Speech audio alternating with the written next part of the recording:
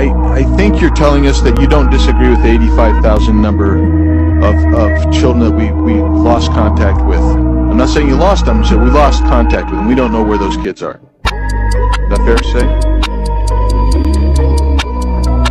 We attempt to make a safety and well-being. I understand that. Let's get to the point here. Let's just answer the direct question. When you made the call, you didn't get a response. Your letter tells me that you usually make 3 calls. You got no response in any of those 3 calls, and 85,000 kids. Is that right? In 81% of the calls, we are. You lost 80. You didn't have contact with more than 85,000 kids. Is that fair to say? Is that right? I mean, just yes or no. We're not saying what's your percentage. 85,000 children that were placed by you. You made calls to check on them, and you made 3 calls on average. 85,000 of them. You have no idea where they are. You don't want to answer the question. That's fine. We're going to go on. 2024, also known as the year 5,784. There's a reason for this message, and if you do not understand, a downfall of billionaires and also many of your favorite celebrities will be taking place soon. Why am I saying this today? Well, there was a certain individual who had an island, and today his flight log of some various celebrities will be released that visited that island. On that island, there are things that I cannot talk about on this video that took place, but many of you guys know exactly what I'm speaking of. Guys, Hollywood will fall, and it's already starting. I can mention names right now, but due to certain reasons, I will not mention those names, but you can do your research. There are celebrities, preachers, and other individuals who visited that island that are now having their downfall. And if you are in America, this is something that we have been waiting for a long time. The Hollywood scene will be shaken, and many of your favorite artists and millionaires will be exposed starting this year. So stay tuned, and also understand that what's done in the dark will be brought to life. A little blurb update today on Epstein. It was showing a photo of him at Disney. He's sitting down at the table. Piglet's behind him. It's him and another guy sitting down, and this guy is holding this girl, like by her arms like this. That same girl is in another photo with Epstein. They're on the plane. She's like she's sleeping. She's laying down, and he's holding her like this. Then, come to find out, Disney sent kids to his island for snorkeling trips for like 9 years. Snorkeling. And their cruise ships made stops at his island. Man is going around throwing crosses on stage at demonic concerts. I'll show you the full clips in a second, but first he went to a Playboi Carti concert, and recently he did it at a Lil Uzi Vert concert. So Playboi Carti, just like Lil Uzi, always has upside down crosses at his concerts. I mean, he even has the word Satan tattooed on his neck. Even his merch straight up has Baphomet and the pentagram and all the symbolism on it. So the video is kind of hard to see, so I'm just gonna explain what's going on. This guy goes to the very front of Playboi Carti. ASAP Rocky multiple times in interviews says that whenever he releases an album, he loses someone. But before I show you those clips, you're gonna learn that he says after he dropped his first album, he lost his dad. Now with his first album, he had this song called What's Up, and in the music video, he is clearly performing a satanic ritual. He's lighting the candles, placing the powder, reading the books, everything. Now, I'm not saying this is correlated with everything, but the timing of all of this is just wild. Listen to this. Every time I'm about to release an album, for some strange reason, I always lose somebody close to me. Pops, it was Jams, my sister, like, I always lose somebody close to me, you know, for like, you know, some crazy, like, jinxes. If y'all notice, every time I put out it's like I lose somebody.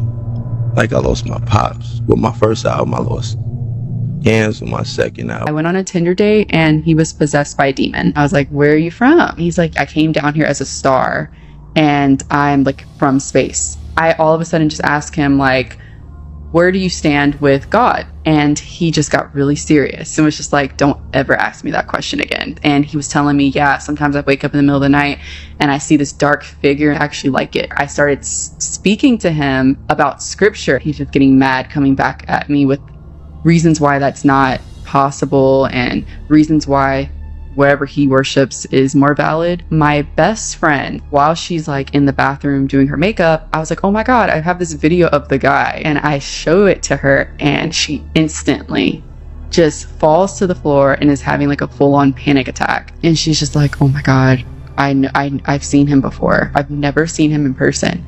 I've been having this reoccurring dream every single night for the past like week. And she said, and it's like a sleep paralysis dream where I feel like I'm awake and it's literally him standing at the end of my bed and his eyes becomes like two black holes that I'm just looking into. And it's been happening every single night. You know that all the gods from ancient mythologies were actual real beings who were extraterrestrial aliens possessing advanced technology in ancient times. These beings would assume the roles of gods to humanity and masqueraded as our creators on Earth. These purported extraterrestrial people, known as the Anunnaki Atlanteans of Nibiru, are said to have connections with every mythology and religion of human society. These include all Greek, Norse, Egyptian mythologies, and many more within our ancient history. Enlil, the youngest narcissistic brother, took on the roles of Zeus in Greek mythology and one of the Old Testament gods of the Bible, known as Yahweh, who commanded Abraham to offer his only son as a sacrifice. Ninhursag, their sister, consumes the identities of Isis, the mother of Adam in Genesis, who gave birth to Adam within a 10-month time period, and the mother goddess Hera in Greek mythology. Enki, their older, wise and compassionate brother, was Poseidon in Greek mythology, and also the serpent in the Garden of Eden, as he divulged the truth to Eve regarding their creation. There exist numerous cultural variations regarding the names of these Anunnaki visitors in various mythologies, but for the sake of simplicity, we will focus on Greek, Norse, and Egyptian mythologies alongside the biblical texts. Off numerology, there's people who are ones, people who are threes, people who are fours, and all those people have to have different challenges in life. You, my friend, are born on the 5th, correct? Correct. Have you traveled quite a bit in life? I traveled a lot. Okay, so I'm home. That is basically a quality of the 5th. People who are born on the 5th, they do a lot of traveling. So for me, I believe that every life path basically offers a clue into what our soul's basic destiny needs to be in this lifetime. The 5, you right away, right?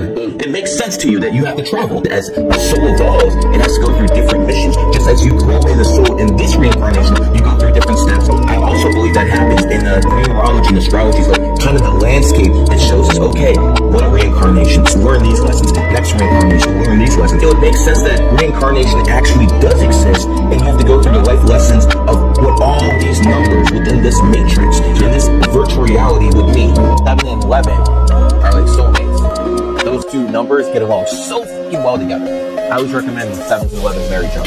People with 11s have a lot of charisma. There's a couple ways to come at this. If someone's born on 11, 29, 29 is 11, or someone's like Logan Paul adds up to 11. 4, 10, 1995 adds up to 29, 29, 11. 7s aren't the smartest. I noticed that women born on the 7th, 16th, 1, 6, 7, 25th, 2, and 5, 7, they're fucking smart. They're really smart. Joe Rogan born on 11. Is not the top podcaster in the world. The guy who lies and claims he's the top podcaster, Logan Paul, and he's born 4, 10, 1995, adds up to 11. There's a guy on Kick. Who's the top guy on Kick? He's born on 11. Shocking. Absolutely shocking. Kick starts with K. K is the 11th letter. Another big name out there, Candace Owens. Someone who came from nowhere. Born on 29, 2, 9, 11. That's how she has the mouthpiece. One person I consider the most charismatic of all time, Barack Obama. Born 4, 8, 1961, adds up to 29, 2, 9, 11. Barack Obama's name, 11 letters. He became president in 2009, 2009, adds up to an 11. What do you think? This shit's all coincidence? Okay. The name of the book is Will and Jada Smith, Demonic Circle. Okay. It was due to come out in December. But Will and Jada's team heard that I was putting out a book. Everybody knows if you Google, Jada book was supposed to come out in 2024. They heard my book was coming out, and there was a rush to get her book released before mine. Why do you think that is? Because I had the information. This is the first time in history that someone from Will's Inner Circle was speaking. You don't have that. And there's nobody from their inner circle with credibility that has ever said anything. Everything's always been speculation. Period. You can't. And so you and Jada got smoke with each other, don't you? Oh, we got this. Yeah, it's that lady has verbally abused me for a number of years. These are one of the things where me and her had an issue because she wanted me to put some prescriptions in my name for her. I'm not fucking doing that. I'm not doing that. So this lady's already admitted to being addicted. She really, according to you, like she really tried to get you to put prescription pills in her name. So here's which pills? What were they? So much Valium, Adams. Come on, you know she want them properties. Stop playing with me. So she's already admitted to being addicted to prescription drugs. Well, how did you give them? You admitted that. Here's the thing about me. I could take your information and use it as evidence. You admitted that. So if you're addicted to those, if they give you 90 pills, then you only got 90 pills. But if you're addicted to them, you're going to need more. How are you going to get more if you're addicted to them? And you live in a bubble. Her and Will live in a bubble. There has to be an enablers. There's no such, if you look at the culture in Hollywood, is an enabling crowd. So she could tell somebody else, oh, do this. Oh, I'm doing this because I'm with Jay. No, I'm not doing that. I'm not getting, 30s. Come on now. What are we doing? But you have people around that will help facilitate that. Like, that's weakness. Now, I lose who I am as a person. I'll use my shine because, of course, she can't keep her mouth closed. Now, everybody say, oh, yeah, Brother Bilal, her source. He getting prescriptions for her. Now, what that make me? A drug dealer. Of course. When you have evidence, and as Muslim, and because I'm gonna drop a lot of bombshells. So as Muslims, we are prescribed to have receipts, right? Like I showed you some things before we even started. I won't do an interview unless I can show receipts. I will not do an interview unless I can share certain things from my arsenal, or I can provide reference to what I'm talking about. Will, I work for one who's the biggest star in Hollywood as his assistant. So, as it relates to Jada, they can't go too deep because they sign all kind of agreements prior to doing an interview. If Jada doesn't approve it, it can't come out. So they try to touch the lines of what they can say. But if I was interviewing Jada, I would be asking a lot of hard questions. I'm sure you would too. Oh, of course. But in the ones she set up, they're not asking the hard questions because the interview would be over and they couldn't even use the footage. See, that's what I'm saying. You gotta, when you're on the inside and you see how these big operations work. Now, I know, I would have asked her, well, hey, you did X, Y, Z. Well, you lied here. This is what you lied about. This, and that. Like, do you care to, they can't say that because the interview's over and they can't use the footage. So they'd rather take the lies to get the views. And then once again, people are now confused. This is, man, it's just the more she speaks, the more confused we get, Well, the more lies she tells, the more, listen, you ain't got to say it. I'll say it for you. Remember your lies. Like, is it your son that introduced you to shrooms or you introduced your son to shrooms? Which one was? It's like, come on. Right. Like, you the parent. Right. It's just, and I feel like she's trying to blur lines and make shit acceptable because I feel, in my opinion, she still dwells in a lot of that shit. She still lives that life. Of course. What are you talking about? She's in that bubble. Man, see, you never been to the house before, but this thing is an estate. So, I mean, whatever you want, you work for $500 million and the world is at your feet and people, you want to be worshiped. You got the kind of money to do that. You want drugs, you're going to get it. You want men, you're going to get it. You want women, you're going to get it. After a while, you need excitement. She's searching for something. This is a sick woman that's searching for something. You come from Baltimore, very talented, known as the most beautiful girl in Baltimore, and now you come to LA. Well, just because you come to LA, your sex addiction is not going to stop, right? The little drugs you're doing is not going to stop. Your hatred for men is not going to stop. You thinking that you can use men for the come up, being beautiful, is not going to stop. So when you get to LA, you're going to utilize, the only skill set you have is to offer your body and your beauty to a man. Damn. So we got to get into it. Shots fired. Yeah, from a psychological aspect. So when she gets to, Los Angeles, everybody's on her. Oh, this girl is beautiful. Oh, she hot. So she gonna finesse her way to the top. Period. That's how she got to LA. She had to suck and fuck her way there. So she gonna have to suck her fucking way because that's all she know. No man never imputed love.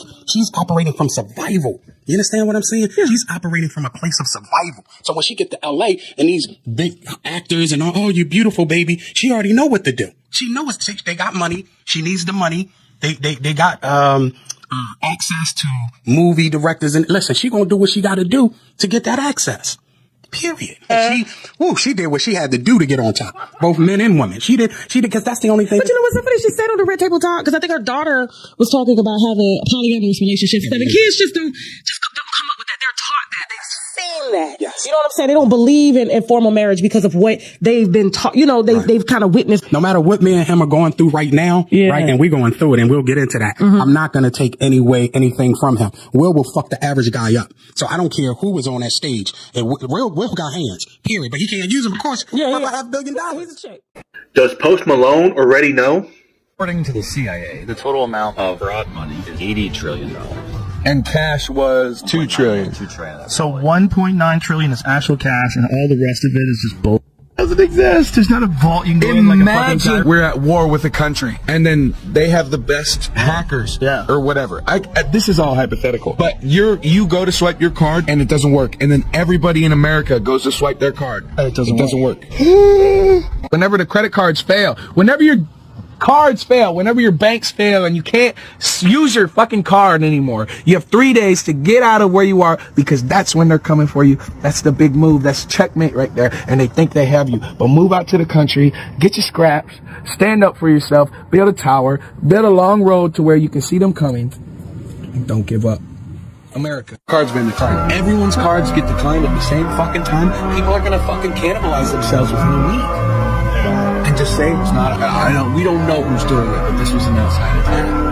Yeah. All it takes is, because everything is so digital now, it takes not, just like you mentioned in Canada, where they're like, okay, people who donated to these guys are getting their bank accounts shut off. Imagine that happened to an entire major city. It would be anarchy. Back in the 40s. So the guy that receives the document, he recognizes that this information was received through paranormal means. As a matter of fact, the language used in the 40s was supernormal. That's the old way of saying paranormal, supernormal. So he says that all of this information was received through supernormal means, therefore we need to discount it. It's not valid information. Now that's the headline that he put, it's like a cover letter. If he really believed that, why did they classify the document? They're not space aliens, that these are entities coming from another dimension. Because of the different deals that they've made with the governments, with the sharing of their technology, in order for them to have a safe space of being able to do whatever they do in the deep underground military bases. I think that some of the ones that you're seeing today are going to be basically the government taking that information and creating their own spacecraft. The technology that Standea was working on with anti-gravity craft, I think it follows along the same thing. You can go back to the Nazis with the Declaca and different things like that they made, which also, they were highly involved with the occult. They didn't just wake up one day and say, hey, I'm going to try this, this, and this. There was a basis. They went in there and they performed rituals to get the information to be able to practice that. When you talk to someone who has worked in a deep underground military base, which we have, we've interviewed people, they talk about different classes of entities. None of that is really mentioned in 6751. It's because they saw that when a man or a group of men began to communicate with these entities, the hunger for power gets greater and greater and greater, and then you're no longer trying to get answers, you're now wanting to ask them to give you blessings. You're now getting technology and information from these entities, and you're utilizing it in the way that you structure your government moving forward. And you would say, well, why would these entities need the government? It's not a matter of them needing the government. It's a matter of setting up the scene for the end times deception where the Antichrist is going to unite the governments of the world. It's all part of their long game. They've been working on this since the beginning of time. It didn't work at the Tower of Babel. The Lord ended it quickly. But here we are today. Where are we today, and what happened between then and now? Well, what we find out is that one of our contacts, Standea, who, by the way, Tom Horn gave us a great endorsement of Standea. Tom Horn, before his house burned down years ago, he had this big newspaper article from the UK. And standing on the cover with these other elite doctors and scientists, it's Standea, and they're giving him credit in the UK, public knowledge, that he's working on anti-gravity craft. Now, the film that we did called The Hollow Earth Chronicles, we did a whole segment in that film on Operation High Jump. This was a joint task force between the American government, the British government, and the Australian government, headed by the US and Admiral Byrd. They go down to Antarctica in what turns into a UFO battle, and their big plan got cut in half, and they had to come home early because we lost men, we lost ships. There's stories of UFOs coming up out of the water and just cutting ships in half with laser. I mean, just crazy stuff that you only see in movies. What's fascinating about this is that this was a joint task force with those same three governments that are now working together with Standea, the British, the American, and the Australians, working together on alien technology yet again, years after Operation High Jump happened. Standea was working as a secret agent for the FBI in Australia, inside of the deep underground military bases. And he said while he was in the program, he knew about the deal with Eisenhower. He knew in the program that President Eisenhower had made a deal with what they called alien entities. I believe that the evidence points to two events taking place, and the two events happened 1 year apart. The first one happened at Edwards Air Force Base, where Eisenhower disappears, and they call it a media blackout. It was kind of similar to when Hillary Clinton and President Obama disappeared and were at the Bilderberg meeting, but nobody knew where they were, and it was called a media blackout. People freaked out, right? Well, something similar happened here, where Eisenhower is no longer on radar, and they come back later and say, oh, well, he had a dental emergency, and so he had to go seek private dental care. Now, that happened, and then a year later, we had the Holloman Air Force Base event. Now, the thing about the Holloman event was that people were there who witnessed it. Holloman is where they were out on the landing strip, and you had UFOs landing, meeting with him, meeting took place with Eisenhower and others, and then those UFOs took off. Now, there were eyewitnesses who have come forward. I was just talking about this with Chad Riley, because he found some videotapes from the 90s. This is before the internet was doing its thing. In the 90s, there were engagements. I don't know what you want to call it, but these are men that were there. They're decorated men from the government, and they're now speaking out that yes, UFOs were landing and taking off at Holloman Air Force Base.